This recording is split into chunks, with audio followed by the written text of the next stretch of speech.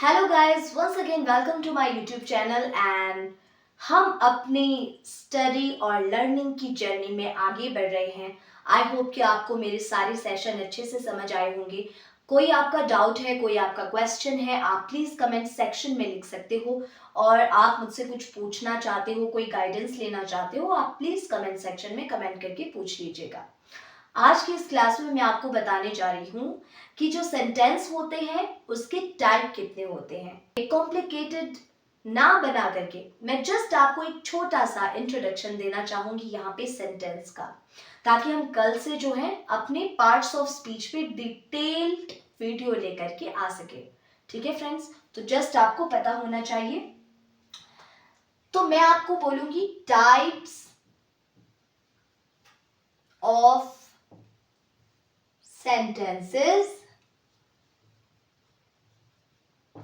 ठीक है फ्रेंड्स, वाक्यों के प्रकार, ये आप अपनी नोटबुक में हेडिंग दे सकते हो।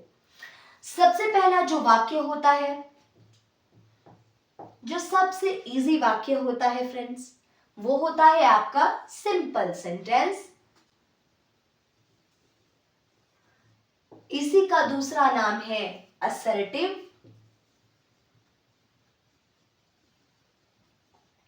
इसी का दूसरा नाम है अफर्मेटिव।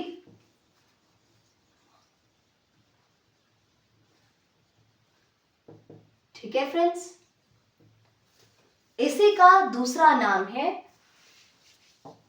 डेक्लेरेटिव।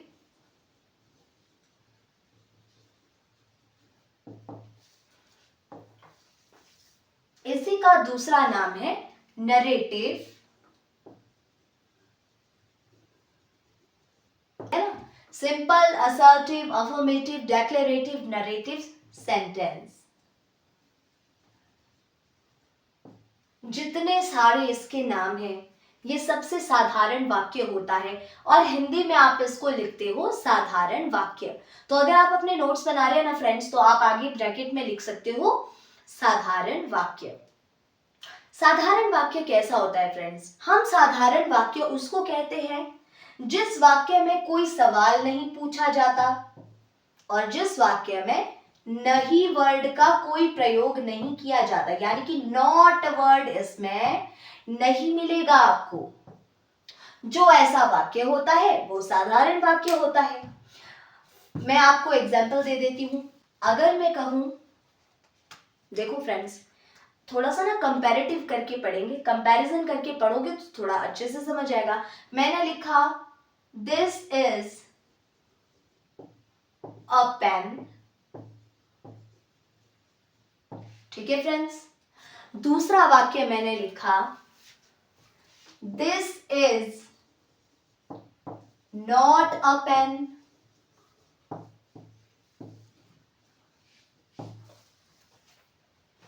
मैंने तीसरा वाक्य लिखा इज दिस अ पेन।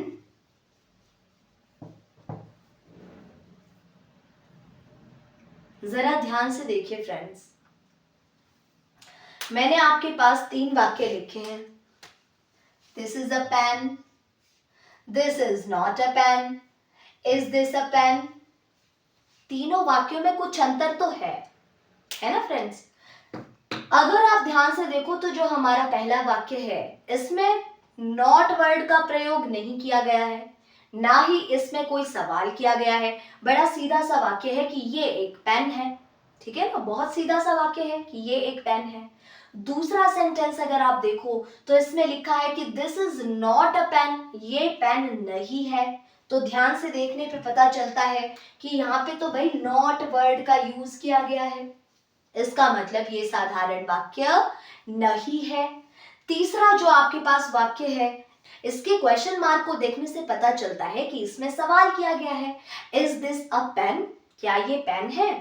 तो इसका अर्थ ये हुआ कि हमारा जो साधारण वाक्य है वो फर्स्ट वाला वाक्य है।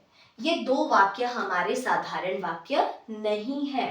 ठीक है ना फ्रेंड्स, बहुत सरल सा ये अंडरस्टैंडिंग है, एक्सप्लेनेशन है। आई होप कि आपको ये समझ आ गया होगा। ठीक है ना, तो अब हम सेकंड टाइप की सेंटेंस को स्टडी करते हैं। सीखते हैं कि दूसरा टाइप का सेंटेंस कौन सा है। Negative sentence. डरने की कोई जरूरत नहीं है, इसका एक ही नाम है, नेगेटिव सेंटेंस। तो जो नेगेटिव सेंटेंस होता है ना फ्रेंड्स, इसको आप हिंदी में बोलते हो नकारात्मक वाक्य। नकारात्मक यानी कि यह है नहीं वाला वाक्य। नहीं वाला वाक्य माने इसमें आपको नॉट देखने को मिलेगा, या फिर इसमें किसी भी काम को लेकर के इनकार किया गया होगा, मना की गई होगी।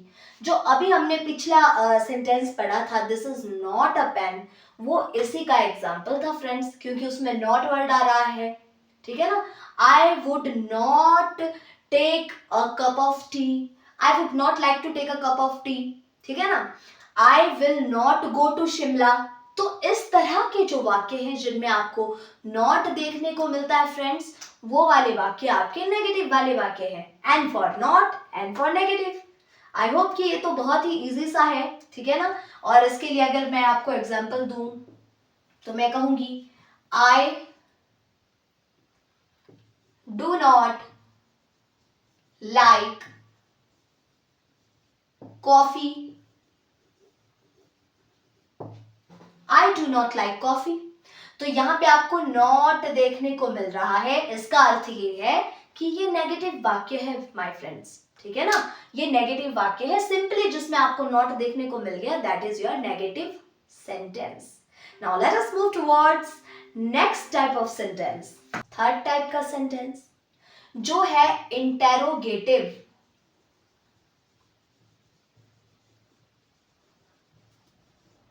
Interrogative sentence. जो इंटेरोगेटिव सेंटेंस होता है ना फ्रेंड्स, इसको आप हिंदी में कहते हो प्रश्नवाचक वाक्य। प्रश्नवाचक वाक्य का मतलब है इसमें आपसे प्रश्न पूछा जाएगा, यानी कि इस वाक्य में कोई सवाल पूछा गया होगा, क्वेश्चन पूछा जाएगा। आपको भी मालूम है, मुझे भी मालूम है कि अरे क्वेश्चन पूछा गया है तो हमेशा साइन ऑफ इंटेरोगेशन को हम कैसे भूल सकते हैं। तो इन वाक्यों की खासियत है, इन सेंटेंसेस की खासियत है कि इनके अंत में आपको ये क्वेश्चन मार्क देखने को मिलता है, that is your sign of interrogation, ठीक है ना फ्रेंड्स। तो इंटेरोगेटिव वाक्य मतलब कि क्वेश्चन वाला वाक्य, प्रश्नवाचक वाक्य। लास्ट में आपको ये प्रश्नवाचक चिन्ह देखने को मिलेगा। एग्जाम्पल के तौर पे मैं लिख रही हूं will he go to Delhi? क्या वो दिल्ली जाएगा? तो मैंने ये वाक्य यहां पे लिखा है कि क्या वो दिल्ली जाएगा, तो मैंने सवाल पूछा है, और सवाल पूछा है इसीलिए मैंने यहाँ पे क्वेश्चन मार्क भी लगाया है। क्वेश्चन मार्क लगाया है, दैट्स वाई मुझे समझ आया है कि ये कौन सा वाक्य है, इंटेरोगेटिव सेंटेंस है, इंटेरोगेटिव वाक्य है, प्रश्नवाचक वाक्य है। अगर आप एक इंटेरोगेटिव वाक्य लिखते हो ना फ्रेंड्स, और लास्ट में आप ये क्वेश्चन मार्क नहीं लगाते हो, तो इसको एक ग्रामेटिकल मिस्टेक कहा जाता है, और इसके पेपर में मार्क्स कट कर दिए जाते हैं। सो नेक्स्ट टाइम जब भी आप ये वाक्य लिखो, चाहे आप कोई आर्टिकल लिख रहे हो, पैराग्राफ लिख रहे हो, या फिर कुछ भी लिख रहे हो, अगर उसमें आप इंटेरोगेटिव सेंटेंस इंक्लूड कर रहे हो तो क्वेश्चन मार्क को लगाना ना भूलिएगा। तो नेक्स्ट टाइप का सेंटेंस जो है ना फ्रेंड्स, उसका नाम जरा मिलता जुलता है, इसलिए मैंने इसको पूरा नहीं मिटाया। ये फोर्थ टाइप का जो आपका सेंटेंस है, इसको आप कहोगे इंटेरोगेटिव नेगेटिव, या फिर इसी वाक्य का दूसरा नाम है नेगेटिव इंटेरोगेटिव। मतलब आप इसको इधर लिख दीजिए और इसको इधर लिख दीजिए, एक ही बात है, ठीक है ना फ्रेंड्स।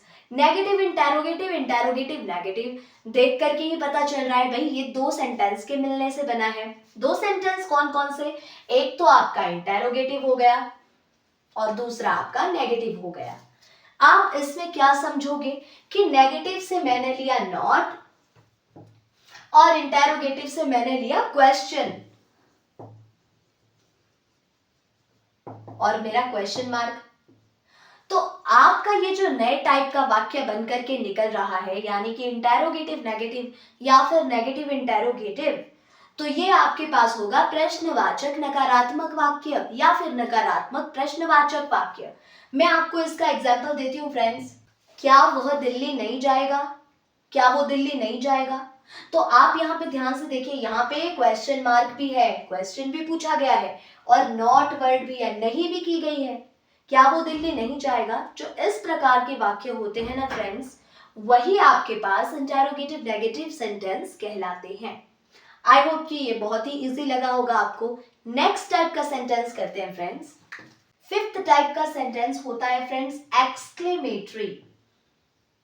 एक्सक्लेमेटरी, एक्सक्लेमेटरी सेंटेंस, विस्मयादि बोधक वाक्य। अब ये सेंटेंस की खासियत ये है कि इसमें आप साइन ऑफ एक्सक्लेमेशन यूज करते हो, आपने कई जगह इसको देखा होगा। एक्सक्लेमेटरी अपने आप में आपको बता रहा है कि ये एक ऐसे टाइप का सेंटेंस है जिसमें आप अपना खुशी, मतलब अपनी हैप्पीनेस, या फिर अपना गम, ठीक है फ्रेंड्स, अपनी खुशी या फिर अपना गम, दोनों को आप कैसे एक्सप्लेन करोगे। जब भी एक्सप्लेन करोगे, अगर आप हैप्पीनेस एक्सप्लेन कर रहे हो तो एक्सट्रीम हैप्पीनेस को आप एक्सप्लेन करोगे। जब आपकी इतनी खुशी आपके अंदर है जो आपके अंदर नहीं समा पा रही है, तो उस तरह की फीलिंग को एक्सप्लेन करने के लिए हम इस वाक्य को लिखते हैं, इसका प्रयोग करते हैं। जब सैडनेस है और एक्सट्रीम लेवल की सैडनेस है, जब आदमी बहुत ही दुखी है, बहुत ही ज्यादा वो बेचारा हो गया है, उसके मन में बहुत ज्यादा गम भर गया है, तो अपने दुख को व्यक्त करने के लिए भी हम क्या करते हैं, इस वाक्य का यूज करते हैं, या फिर अपने वाक्य को इस फॉर्म में लिखते हैं, विस्मयादि बोधक फॉर्म में, ठीक है ना। या फिर जब आप एकदम हैरान हो जाओ, यानी कि आपको एकदम शॉक लग गया, कुछ आपने ऐसा देख लिया जिसको देख के आप एकदम सरप्राइज हो गए, हैरान हो गए। सरप्राइज मैंने हैरान हो जाना, तो तब भी आप इस एक्सक्लेमेटरी वाक्य का यूज करते हो फ्रेंड्स। और जब भी आप इसका यूज करोगे ना, तो इसमें कुछ वर्ड्स होते हैं जो आप सेंटेंस में यूज कर सकते हो, जिसको पढ़ करके हमको पता लग जाता है कि दुख हुआ है, कि खुशी हुई है, कि आदमी बहुत ही ज्यादा सरप्राइज हो गया है। मैं आपको एग्जांपल देती हूँ यहाँ पे। हम सपोज करते हैं कि हम एक मैच खेल रहे थे, ठीक है, हमने 2 मैच खेले, पहली बारी में हम मैच जीत गए, ठीक है ना, पहली बारी में हम मैच जीत गए। तो अब मुझे बहुत खुशी हो रही है कि मैं मैच जीत गई हूं, तो मैं क्या करूंगी, मैं लिखूंगी वूहू, और आगे लगाऊंगी sign of exclamation, woohoo, we won the match.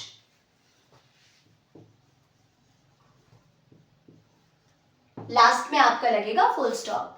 दूसरा, मैंने जो मैच खेला था, दूसरी बार भी मैंने मैच खेला लेकिन मैं हार गई, तो मैं दूसरी बार अब दुख व्यक्त करूंगी, मैं क्या बोलूंगी, alas, alas we lost the match.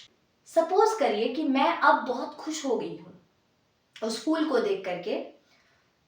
Suppose करिए कि मैं बहुत सरप्राइज हो गई हूं, हैरान हो गई हूं, मैंने गार्डन में जाकर के एक बहुत ही सुंदर सा फूल देखा और मैं इतनी ज्यादा हैरान हो गई हूं कि ऐसा फूल भी होता है।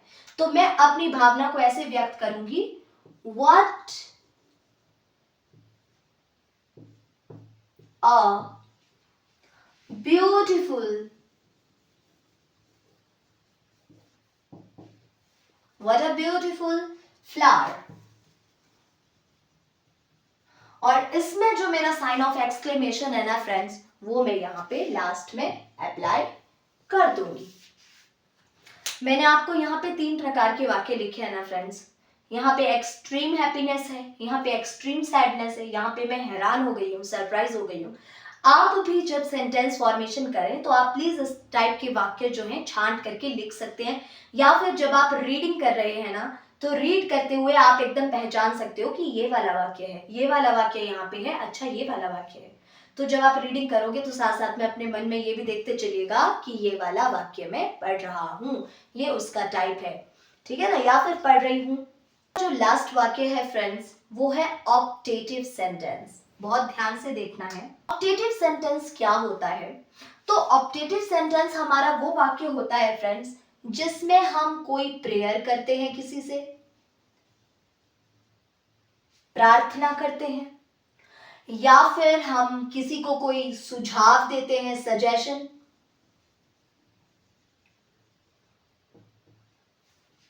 हमने किसी से प्रेयर की, हमने किसी को सुझाव दिया, या फिर हमने कोई इच्छा प्रकट की, विश। इन तीनों में से अगर आप वाक्य में किसी भी चीज को पाते हो, आप वाक्य को पढ़ते हो और आपको लगता है कि उसमें या तो प्रेयर किया गया है, या फिर सजेशन किया गया है, या फिर कोई विश की गई है, तो आपको समझ जाना है कि ये हमारा ऑप्टेटिव सेंटेंस है। ठीक है फ्रेंड्स, अब इसके कुछ एग्जाम्पल्स कर लेते हैं। सबसे पहले मैं आपको प्रेयर वाले वाक्य का एक एग्जाम्पल देती हूँ। जब आपका कोई छोटा भाई या बहन या फिर कोई छोटा बच्चा आकर के आपके पैर छूता है, तो आप उसको बोलते हो may God bless you, may God bless you. ठीक है फ्रेंड्स, आप कहते हो may God bless you, last में आपने लगा दिया साइन ऑफ एक्सक्लेमेशन। ये भी यहाँ पे बात है कि यहाँ पे भी हम साइन ऑफ एक्सक्लेमेशन का इस्तेमाल करते हैं, ये भी आप जरूर याद रखिए। जैसे आप किसी के लिए प्रेयर करते हो तो आप जरूर इसका इस्तेमाल करोगे, मे गॉड ब्लेस यू। तो यहाँ पे आप बोल रहे हो कि भगवान तुम्हें आशीर्वाद दे, भगवान तुम्हारा भला करे। तो तब हमने यहाँ पे जब किसी के लिए प्रेयर किया गॉड से, तो भी हमने यहाँ पे साइन ऑफ एक्सक्लेमेशन लगाया। दूसरा, जब आप किसी को सजेशन देते हैं, तो मैंने लिखा दूसरा वाला वाक्य, let us go for a walk.